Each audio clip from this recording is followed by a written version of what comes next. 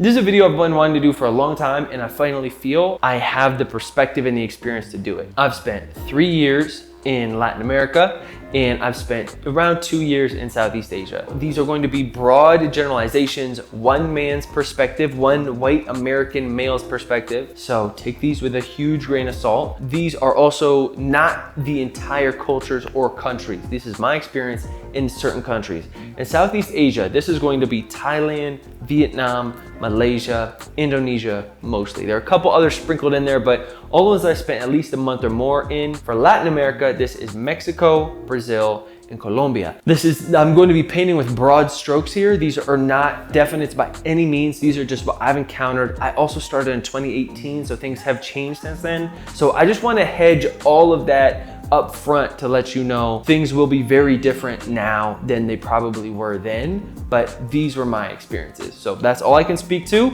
And I hope that there are some gems in here that at least give you some perspective and some things to think about if you're starting your journey or if you're on your journey and thinking about going to any of these places. I will link up below all of the different pieces of this journey if you want, so that way you can skip around, bop around if there are any pieces that are specifically interesting to you. And if you stick around, I'm gonna have a little bonus section for you at the end. So check that out if you make it that far. First thing I wanna talk about is infrastructure. I wanna break this into subcategories of things like housing, cell phone service / internet, and transportation, things of that nature. For me, it's always the first thing that I do is trying to get my housing locked down. So that's the first thing that I'm gonna start with is housing. To me, Asia wins this one just because I found that they were set up better for nomads in my experience. To me, I feel like they have been able to adapt better to nomads, so they have a lot more short-term rentals, at least with housing. If you're balling like that, you can do Airbnb in any of these places, but to me, it was easier to just kind of walk up and find short-term rentals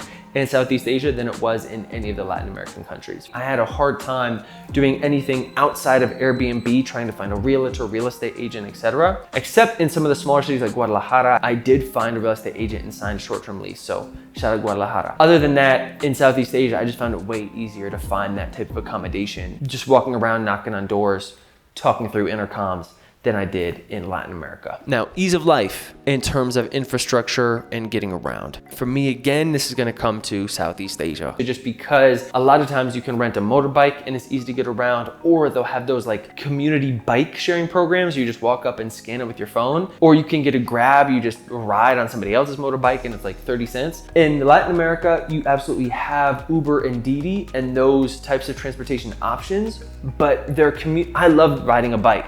And I found it really difficult to access a lot of those programs. A lot of times you had to register this whole thing, you'd have to wait and get a card, and then you'd have to scan the card. It was just a pain in the butt. And in Asia, I just found it a little bit easier to rock and roll. A lot of times they would have these programs, you could just walk up to a bike, scan it with your phone. If you're part of the program, it would unlock. You whip it wherever you need to go, and then you would park it when you're done and you're Gucci. To me, Southeast Asia, just because the technology in Southeast Asia does feel like it's a little bit next level, I think they win in the transportation department, at least for me. When it comes to internet, in my experience, I think you can find both. You can find great internet in both places at this point. This is pretty much a tie. I think that it's 2022. Most of these places will have good internet. To me, it really depends on the place that you rent. I found great internet and crappy internet all across both, and I found incredible internet all across both. So to me, it's less about like the city and country and more about the actual city and spot that you rent within that city that is going to determine your internet quality. As nomads, people are always curious about internet and cafe culture, and this is a weird one that will tie into our next topic of safety. I personally believe, again, Asia takes this one simply because of the way it's set up, but I'm much more conscious and aware of my surroundings. I'm much more conscious about having my things on me, getting stolen from, etc., etc. And because of that, it's just more of a liability to take your laptop out and about with you. You don't see people as much just like working from random cafes. In my experience, in Latin American countries, there are often neighborhoods in these cities that are geared for expats and nomads. So these are the places where a lot of gringos go and a lot of them live. And there will be your vegan eateries and like super fancy coffee shops, co-working spaces, and cafes that you can have things out and about and you can work on your laptop. But in general, the culture, I don't encounter that a lot. Like I don't see a lot of cafes where it's Colombians working on a laptop. Not something huge, not something that should keep you from exploring. It's still a beautiful place, amazing culture. That said, you'll find what you're looking for. I'm from New York. I spent a lot of time in West Philly. I haven't had any problems at all in my adult life, but I'm also a grandpa, right? I go to bed pretty early, I don't drink, etc., etc. All of the stories that I hear about Latin America and my friends that had problems in Latin America, it's because they were drinking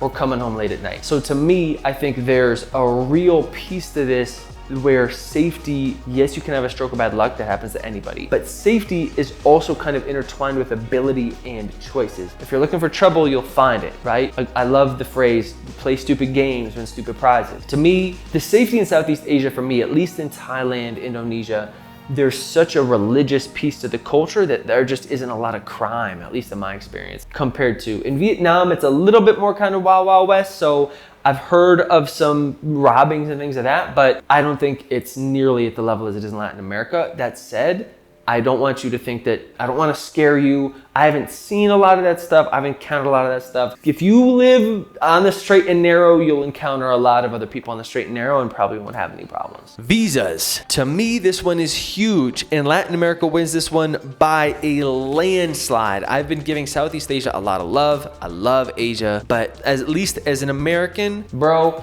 Latin America, the visa game is crazy. You show up anywhere, not anywhere, but almost anywhere. You get 90 days and it's super easy to extend it for 180. The entire time I've been in Latin America, I haven't worried about visas ever. I don't think I've ever actually paid for a real visa. I've just shown up, I've done all visas on arrival. When I was there in Mexico, you could basically just live indefinitely off of tourist visas, at least as a gringo. I'm not sure how it is now. I've heard they're a little bit more strict these days, but in Asia, they do make it a bit of a pain. I remember waiting in a lot of lines in Thailand. Vietnam was actually pretty easy. I think as an American, it was relatively simple to get an e-visa online for like a year or something like that. A lot of times in Asia when I was there, you would only get a 30 days that you could maybe convert to a 60 compared to a 90 free days you can convert to a 180.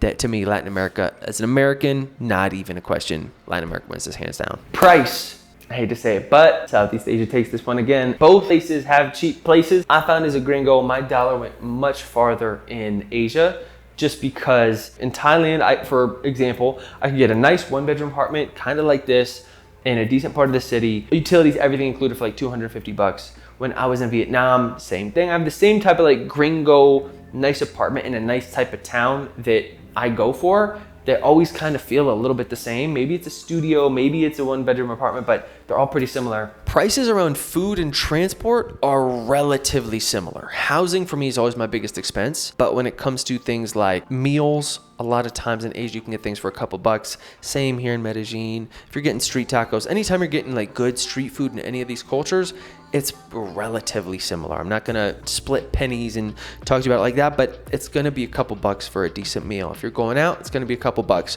All these places can be as expensive as you want them to be. If you're in a luxurious penthouse in Poblado, in Medellin, it's gonna cost you a little bit. If you're in Bangkok and you're in a penthouse, it's gonna cost you a little bit. Like, you can ball out in all these places and spend a bunch of money. But if you're looking to start, save money, and a lot of times you're bootstrapping a business, you're starting some sort of freelance thing. I know for me, I'm always thinking about price. Things like transportation and food are important. And these I've found, at least in my cities, places like Mexico City, it will all be more expensive just because it's a bigger area. Things like transportation, eating out, all of it will be more expensive there. Compared to a mid-tier city like a Medellin, like a Da Nang, like maybe a Guadalajara, these mid-tier cities, which are my favorite, you'll always find prices are a little better than your Mexico City, than your Bogota, than your Bangkok, just because that's what happens with big cities. Things are more expensive. Language. I'm gonna keep this one relatively short, sweet, and to the point. Again, I hate to ride with it again, but Asia, just because they speak a little bit more English, I found. I speak Spanish now, at least at a decent level, and so it's easier for me to work through Mexico, work through Colombia. If you don't know any Spanish, I do think it may be a little difficult. So I just wanted to throw that out there, that if you want to learn Spanish, take this as an opportunity to come learn, But if you don't speak any other languages, I think Asia is still an easier kind of starting place for this. Another important category for me, because I'm a big boy, food. I'm gonna preface this by saying, I feel like every single category I'm like hedging. I'm like, I love Latin America, I love you, but Asia, but I'm gonna do it again. Latin America, I love you. Mexican food is probably one of my favorite cuisines in the entire world. Tacos, bro, like how could guacamole? Let's be real, bro. Chocolate, there's something about Mexican food that is so rich and strong and part of the culture. It's so different depending on where you are. In Mérida, in that whole Yucatan Peninsula, you have things like cochinita pibil. You have like in Guadalajara, in Jalisco, you have birria and that type of stuff. In Mexico City, it has its own vibe. Like Mexico and Mexican food, bro, Mexico has my heart if you couldn't tell. Brazil, amazing food as well. Like steakhouses, like that's what they're known for, like fogo de chao. And Argentina, obviously steak and wine, and Peruvian cuisine is incredible. Latin America has some game when it comes to food.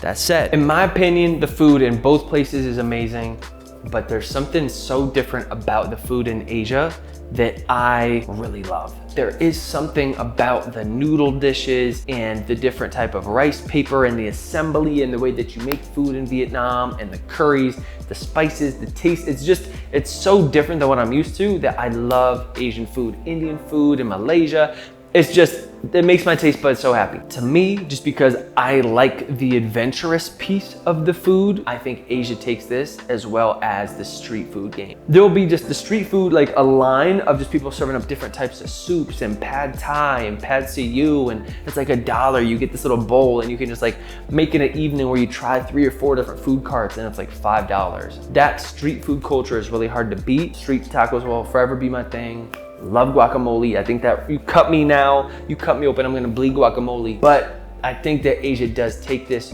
just because for me, I like how it's a different world going on in my mouth. So recommendations, who do I recommend, who for what? And if you've stuck around this long, if you've made it this far, then I'm gonna give you a little bonus, and that is single life. So where do I recommend and for who? If you're starting out, first time doing the nomad thing, depends on what you want. I think Asia for a solo female traveler, because it's just safer. Single female traveler, go to Asia. If you want a completely brand new life, you wanna restart, go to Asia. If you have a remote job, you're making decent money, and you just want to experiment a little bit, go to Mexico. Mexico has all these different places. It's amazing, but I feel like Mexico is a good place to start. If you have some Spanish and you want to have a little bit more of an adventure, I love Brazil. I think Colombia is great. I've heard amazing things about Peru as well. Argentina, I think, has more of that European flair, so does Uruguay. Now, if you stuck around through this video, I'm gonna talk to you a little bit about single man life in these places. One of the reasons why I have been in Latin America for so long is because of the ladies. Now, I love Latinas. Part of my family is Cuban, so it's just in my blood. I think Asian women are beautiful as well, but a lot of times the body type that I like, Latinas tend to have. As a single man, I don't really do nightlife because I'm a grandpa. If you're a single man and you're into that, Medellin can be an incredible place. Lots of beautiful women around. So if you are into Latinas and you're a single guy and you maybe speak some Spanish, I highly recommend Medellin. It can be a little superficial. No offense, Medellin, you know I love you. Mexico, I found in my experience with the ladies was, for me, more meaningful interactions with women. Thank you so much for rocking with the boy. I appreciate y'all more than you even know, and I'll check you on the next one. Peace.